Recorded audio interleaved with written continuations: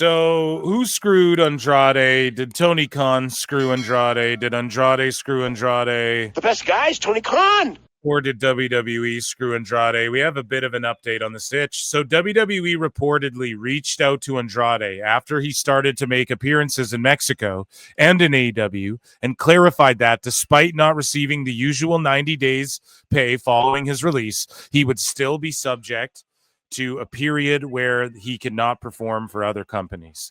So they reached out to him. Okay. Hopefully that's the end of it, right? Hopefully he just deads it right there. Okay, my bad. Didn't know. You guys are cool. I'm cool. And now they go, okay, so we're not going to sue you. We're just not going to pay you for this year. Okay, Tony can go and you can't wrestle anywhere else or else we will sue you. Okay, have Tony pay you under the table or something. Have Tony, maybe not that, but have Tony pay you, dude. Like, just don't appear on TV, but still accept the Tony Khan money. Approach Tony with that. Tony should write a letter to WWE thanking them. Andrade, you should be thanking them that they don't sue the out of people. But yeah, I would not want to go toe-to-toe with WWE's lawyers. But Tony Khan's lawyers, nope, I would not want to go toe-to-toe with WWE. But Mike Johnson said the initial belief within WWE circles was that since Andrade was cut outright, he was not going to be paid his 90 days and was free to perform elsewhere. After he began making appearances, WWE clarified that even though he wasn't getting the traditional 90 days pay, he's still subject to the 90-day period where he can't perform. One WWE source said the company was not going to have a system in place where someone could leave due to violating policies. So again, people are like, what WWE's doing is up. Da, da, da, da, da, da. No. Stupid idiot. You guys don't know the contract. Shut the fuck up. Dave doesn't know. Dave's just learning this all now. I study and learn. Triple H's top guys tell me, Brian. You mark. None of that's true. They're lying. If you breach your contract by failing wellness policies or if they fire you, it's like at a job, right? Oh man, my term came up and we split ways and I went and worked at Burger King after my McDonald's deal came up.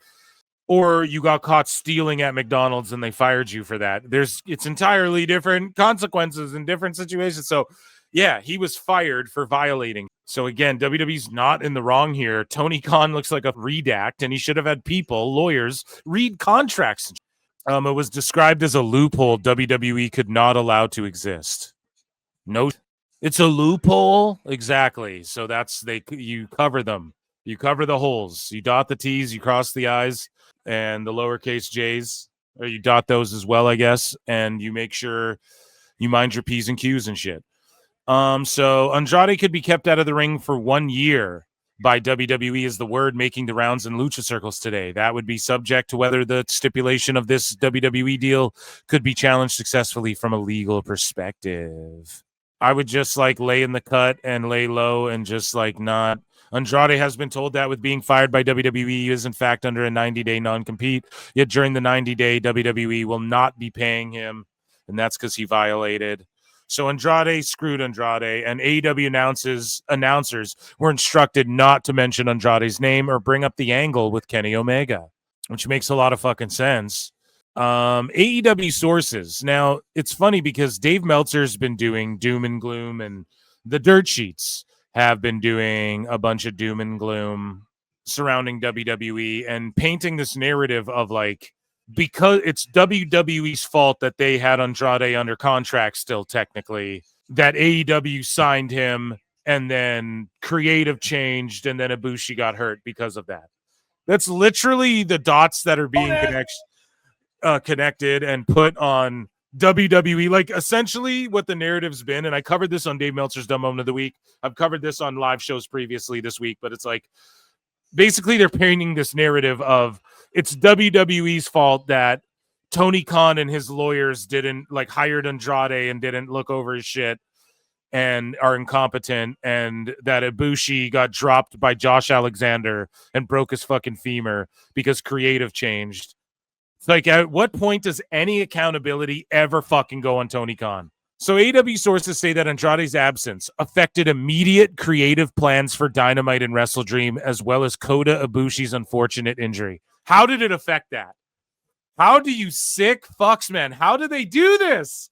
Oh my God, dude. This is why no one takes dirt sheets or Dave Meltzer or the IWC. Master need to obliterate. When they do shit like this, it's like, you cannot sit here and say that because WWE had this man under contract and Tony Khan hired him and put him on TV without fucking doing his due diligence, that then led to Josh Alexander dropping Ibushi and breaking his fucking femur and almost deleting him, broken Matt Hardy style, forever, Shad Khan style, infinity, right? And then apparently the booking too, because people will go, well, yeah, he was put in that tag match. Alexander was put in there and he dropped him. I'm sure some schmarmy fuck like Alvarez would say that. Here's the thing, dude. Ibushi, the rumors were, according to Dave, Kenny Omega and Ibushi were going to take on Alexander and Hichisero, or Alexander and someone else from the Callis family at this pay-per-view. So why the fuck was Ibushi wrestling Alexander? Well, because Andrade. You have 1,000 guys on your fucking roster. We watched the All Access.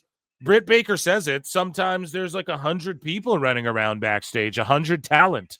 There's 17 guys in the Callis family. Not one of them can fucking lace up and wrestle this collision match.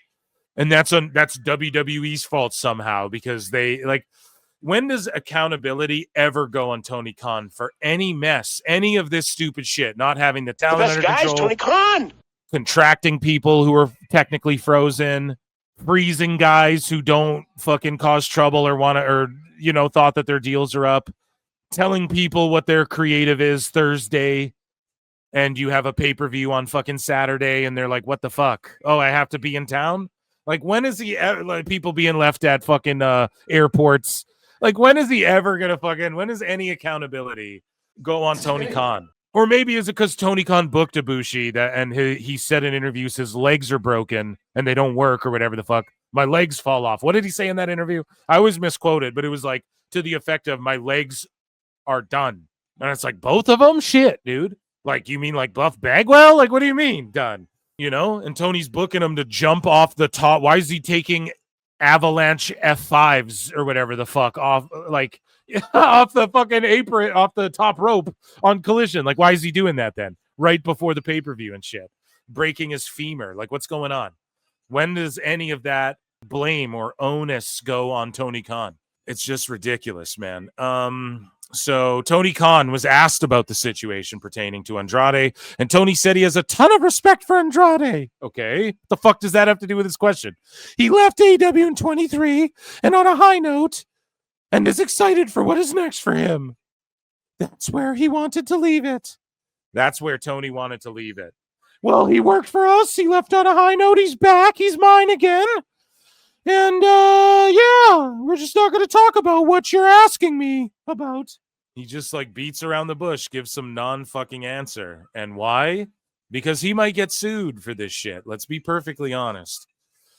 And, talking about being perfectly honest, ending tonight's pay-per-view is Samoa Joe. And, he talked about the ending of his career.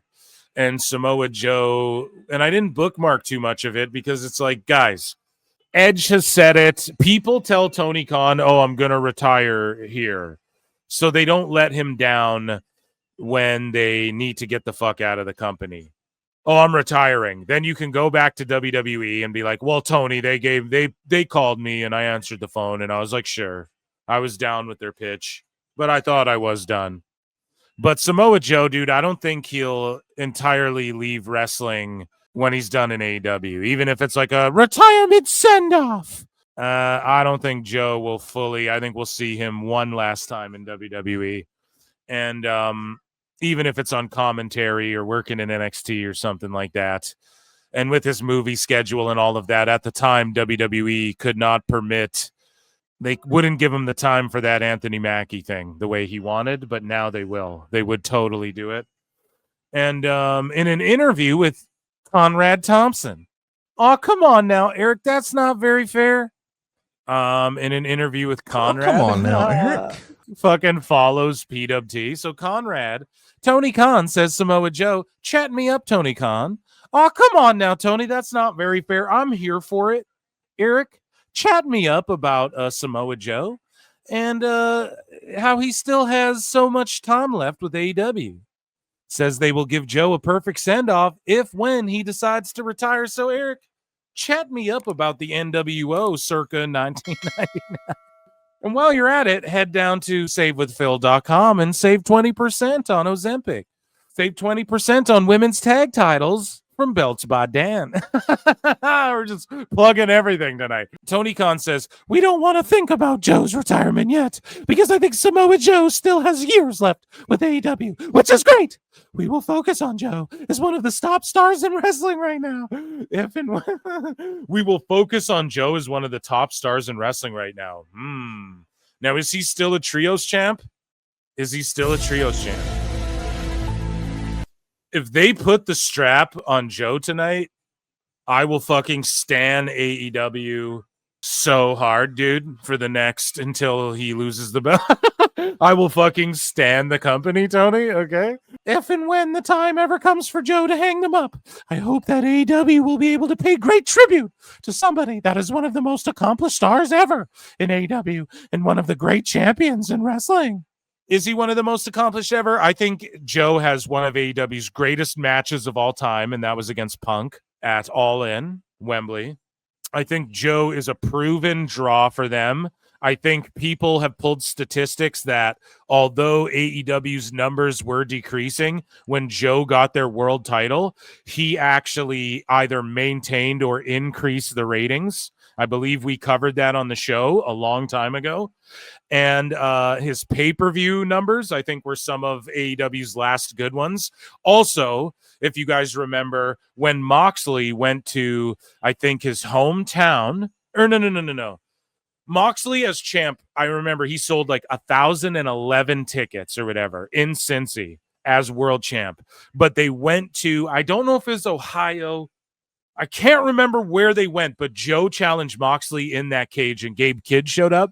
But guys, remember, that was the first time Joe came back. He challenged Mox in the cage for the world title. And that was the first time Dynamite did a house of 5,000. Like 5,000, they sold 5,000 tickets for that fucking cage match. Like, how amazing is that? So, I mean, he's a proven, and they haven't done it again since. There ain't a 5,000 seats. There's 5,000 people at this fucking show. There's not 5,000 Dynamites anymore, and that was a rare one too. They're typically doing their, residency or like their 1,200 or 2,800, or when Dynamite does like 4,000 now, 3,000 to 4,000, you're like, damn, good job. They did 5,000 tickets for that Joe Moxley show. Joe's the commodity, man. Have him beat fucking Hangman tonight. Do it. Fucking do it, dude. Don't be a goddamn coward, Tony. I'll fucking send you a case of White Claws, bro.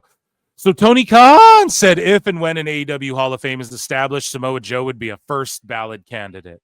AEW Wrestle Dream Media call.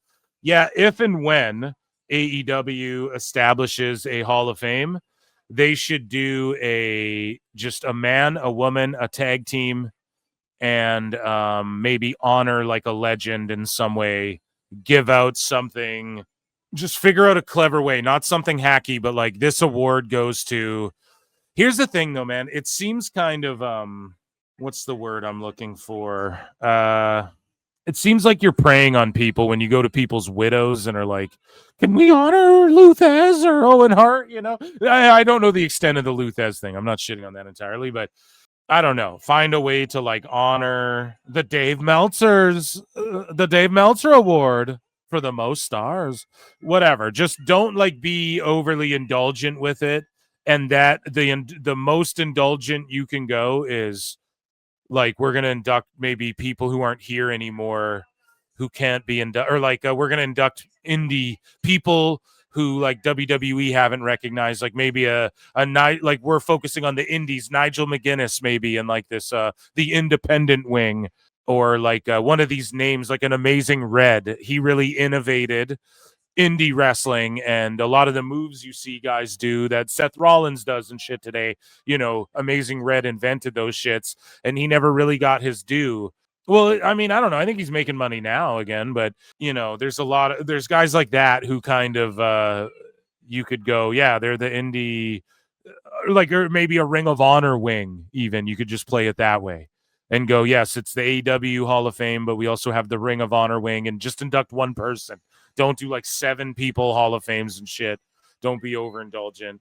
Don't like start claiming history that isn't yours, you know. But yes, Joe, a first ballot Hall of Famer in my book.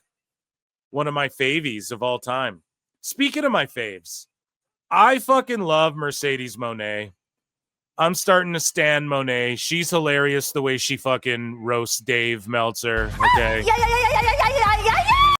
She makes me laugh. The way she leans into like people ripping on her dating Beast Mortis. She just fucking leans in. Sometimes in life you gotta be a hoe.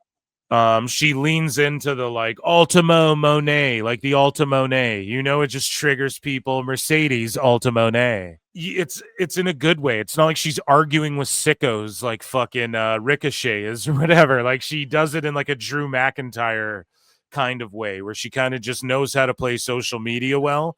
I won't lie. Like, are the things I've said in the past about her true? Yes, but is she kind of winning me over a bit? Like, am I sitting here going, she's Ultimo Dragon? No, but it triggers people and everyone starts talking about it, and that's why they're doing it. And I'm okay with that discourse, right? I'll also say this, man. Maybe like I haven't looked through every single one of Ultimo Dragon's title wins and shit. Like, were they names of note? Like, maybe we could stack them all up. Like, okay, well, his 6th title was against this person. Her 6th was against this fucking nobody, right? I'm sure if we stacked it up, you'd probably give the nod to Ultimo, especially because hindsight is always like the way we look at the legends and shit. But I mean, Monet's doing her damn thing, and it was just announced. Well, here, let's look at her entrance. So she came out to a Selena song live in Arena, Mexico. CMLL had to dub it to her AEW theme for the broadcast, but shout out Selena, man. Someone made a joke at Justin Bieber's roast about Selena Gomez. They were like, oh, like Selena Gomez had to fuck you. Like, that's the worst thing to happen to a Selena in show business or whatever. You guys remember that? That's like a decade ago, I think.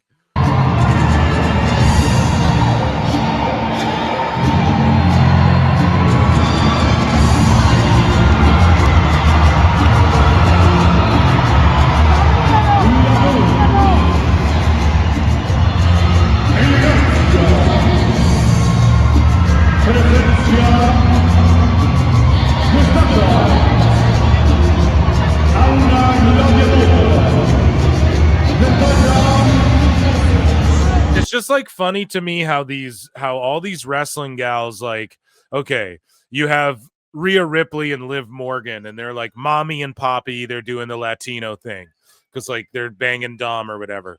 Then you have Charlotte Flair, who's married to Andrade, and she's like, I have my Latino heat, poppy, and all this shit. Then you have Tessa Blanchard coming out dressed like she's from fucking East LA, gold teeth, rapping on Espanol. And then you have Monet, she's dating Mortis. Now she's fucking a Latina now too, and is fucking coming out to Selena. It's like, it's that fucking Eddie Guerrero, dude, that Latino heat, dude. That shit rubs off or something. So Ultimo Monet posted this. This is her fake application to Bailey's seminar. And she goes, hey, Pama, I mean, Bailey, huge marker for you and women's wrestling. Woulda love to train with you 15-year pro. Go see ya. 10 belts Monet. Please approve of my application. I love how she changed her name to Ultimo Monet. She should make it Ultimo Monet, not Ultimo Monet or Mercedes Ultimo Monet. And it would just be a good play on words and subtle. Okay, so per Tony Khan, Mercedes Monet's opponent. Well, let's take a listen here. She wins the CMLL title. People keep going 10 belts Monet. No, bitches. She won her. If I'm not mistaken, this is what I mean. I'm a bigger mark for this shit than anybody. It's why motherfuckers don't want to challenge what I gotta say. People know I'm right about AEW. Motherfuckers know because I'm too autistic. I pay way too good of attention to this shit. If I'm not mistaken, I'm sure we can just Google it. Actually, yeah, let me just ask Grok. Because I'm pretty sure she went to Denmark and won her 10th. And then didn't she beat Jody Threat in Winnipeg at Battle of the Burt? Or is that still coming up for her 11th? And then she won the CMLL gold. So then whoever comes out here puts their belt on the line too? And Grok doesn't get everything right, but how many belts does Mercedes Moné currently have? Because like Grok might just take what everyone's tweeting out. 10 belts, Moné, 10 championships as of October 10. So no, dude, we're a week after that. So she has championships all over the world. They list them. Now let's just see.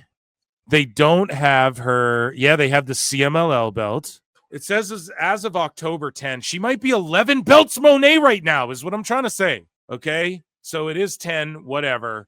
But she lays down an open challenge for Wrestle Dream. I'm the TBS champion, the greatest champion of all time.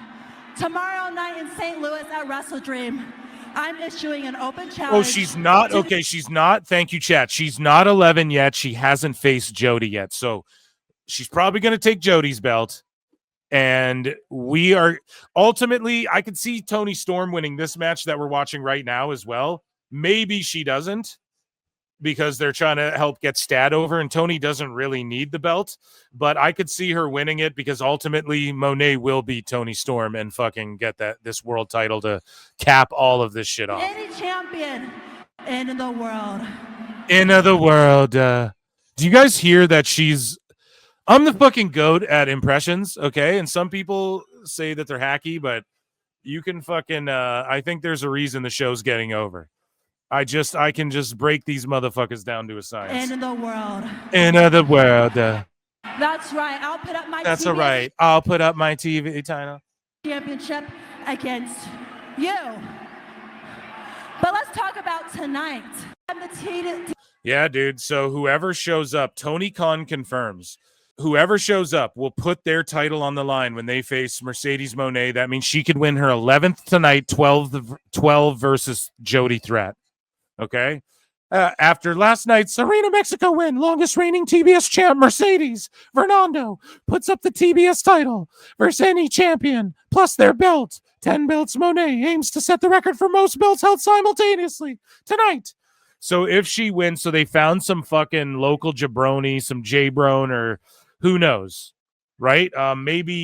Maybe Statlander defends against Tony and then comes out and challenges Moné, then loses, and they can get it over like, well, Statlander was all beat up or some shit because her match is going on first. Or they have some huge surprise lined up. Who could it be? Maybe it's the NWA champ again. Maybe he talked some fucking fed, the MLW women's. I don't know what's going on over there. Maybe he talked some fed into whatever, but basically Tony realized, oh shit, if she wins, she broke Jade's record, and if she wins this belt tonight, Ultimo didn't even hold 11 or 12 belts or whatever the fucking number is, right? So he saw that stat and went, oh, we're going to break that record with Moné. Now, it is cool that Moné's the first, like she holds the record for women, and is putting it out of reach. But her also breaking Ultimo's record outside of WWE, like that's nothing to shake a stick at. And that is a legacy. Like she really does care about pro wrestling, and that will leave. Like that's legacy shit right there, you know? And sometimes legacy shit, look at people clowning John Jones in MMA. It's like, bro, you like even him. He's done everything there is to do, but him ducking Aspinall, it's like, bro, you're fucking... That's your legacy, bitch. You know, like, what are you fucking crying about? You say you can beat everybody. Beat this guy. You know, Moné went out there and did the damn thing. Like, you know, a lot of people shit on Danielson. They're like, dude, Danielson said he wanted to go to Japan. And how many times did he go to Japan? And Moné actually went out there and she said, like, when she left WWE, she's like, I'm going to wrestle indies. I just knew. She said in an interview, like, I'll wrestle indies, AEW, Japan. I just knew I had to go to indies. She was saying that shit. She did it, man. And that good for her. And that's like a cool, like, it's a cool in a kayfabe sport. It's like, oh, word. She more belts than Ultimo Dragon. Awesome. She was able to do that because of her time as Sasha Banks in WWE, and she will come back to WWE one day as... Even if she never returns, she'll go get inducted there as Sasha Banks. I bet she could end up going back there as Mercedes Moné. Just like Moxley. When he goes back, if he ever does, he will be John Moxley. I very much doubt they call him Dean Ambrose. And this is why I say that. Because way back when Moxley and Jericho were trying to Hagel appearing in the Rumble as AEW superstar wrestlers, and WWE was down with it, they were going to do John Moxley if that went through. They would have brought him in as Moxley and not Ambrose. So, but that's way back. Maybe Trips is like, nah, fuck that and fuck you guys. Maybe he's like, no, you're Ambrose or no dice. Yeah, we will see who takes on Mone. Maybe we will live react to it.